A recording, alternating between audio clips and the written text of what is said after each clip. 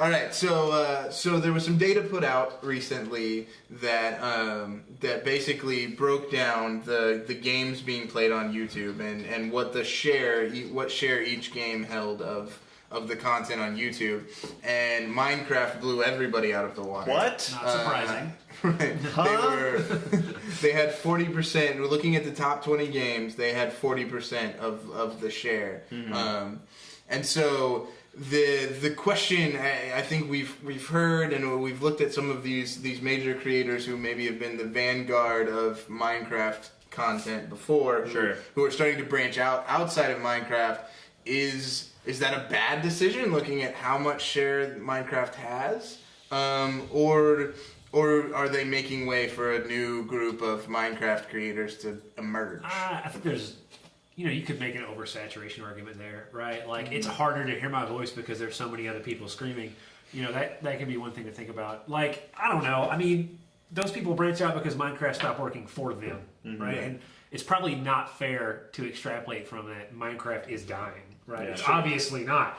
And it's not going to. It's not going anywhere. Right. I think based on what we've seen, just from how we kind of, it's our job to watch gaming video. And a lot of these, audiences are skewing younger for Minecraft. Sure. There's a push toward a lot of family-friendly Minecraft, that kind of thing. Yeah. And so, that's fine. It's by no means dead. And I think, if it's not working for you, you move on. Yeah. Like, if you've been doing Minecraft for 2 years and you're stagnating, go play Grand Theft Auto or whatever. Who knows? But, you gotta do what works best for you. And that's really all we're saying here. Yeah, and I think that's the challenge, I think, and I've heard this from several creators, is that they don't feel like they are necessarily doing their best work anymore in Minecraft. I think if you look at people's channels, you can see that they have a baked-in audience for Minecraft content. You look at at least in my experience, you see when they put out a Minecraft video, it has like 20,000 views, and then they put out Grand Theft Auto, and it's got 1,000 views, and so. But they're having a lot more fun when you watch the Grand Theft Auto video versus Minecraft, and so. I think the best advice I've heard from some creators and big creators is to remain sustained in doing this all the time. You have to challenge yourself and do fresh content, and so I think that the mistake would be to continue forcing yourself to do stuff that you're not passionate about, because I think in the long you're optimizing for the short term but not thinking about the long term. But I guess the corollary of that is or the companion to that is that you still need to do Minecraft. If that's where your viewership is, if Minecraft's paying the bills, then don't change jobs until you've got another one that's gonna support I think your the lifestyle. Minecraft bump is real. Yeah, we see it, we know it. Everybody that makes this content knows it. Yeah. And so you can't really avoid it. I think though, to step back a minute, we've talked before about kind of defining a niche for yourself as a player. I think it's very important to derive a personal niche and not a gaming related niche. Yeah.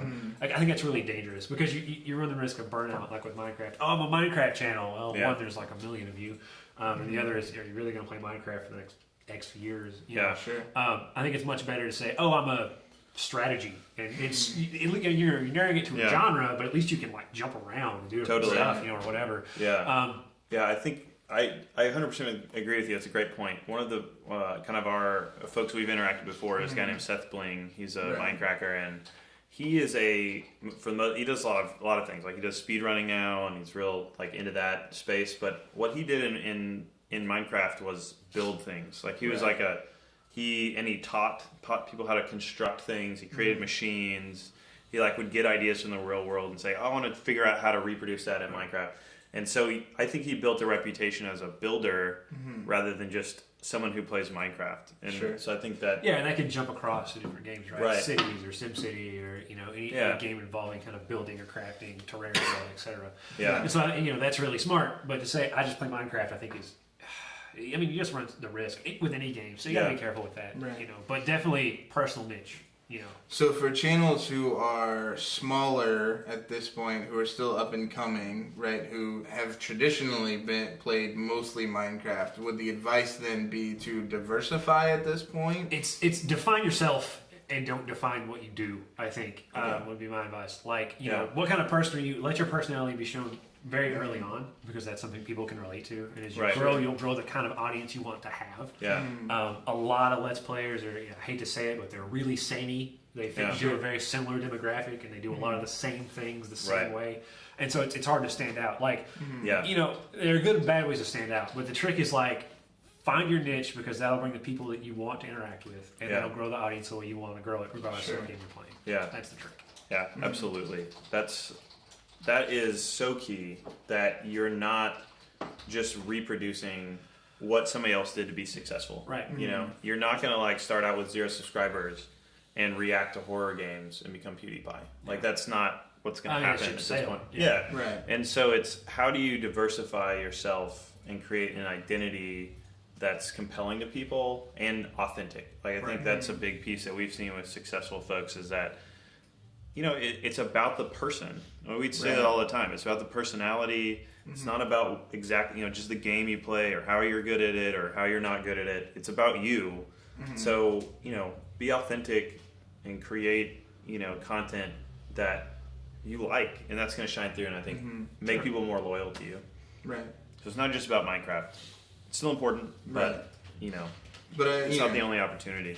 Absolutely, and I think I do think as part of that, as part of establishing yourself, I think getting outside of a particular game is a good idea, even if you do it every once in a while, right? But to establish with your audience that I'm not solely playing this particular type of game. I mean, it would be easy to establish a reputation for yourself as a particular type of player in a particular game. Yeah. You know, I'm really interested to see how some of these guys who have focused on things like Destiny move forward, right? Destiny is supposed to be releasing new content every so often, but in those lulls, right? Yeah. How do you keep things going? Right. Yeah. Right. That doesn't mean you won't get sick of Destiny, no matter how much new content they put out. Right. Exactly. You know? So I think I think even if you focus on a particular game, diversifying a little bit within what you're trying to be as a personality is a good idea, especially for smaller channels. Totally.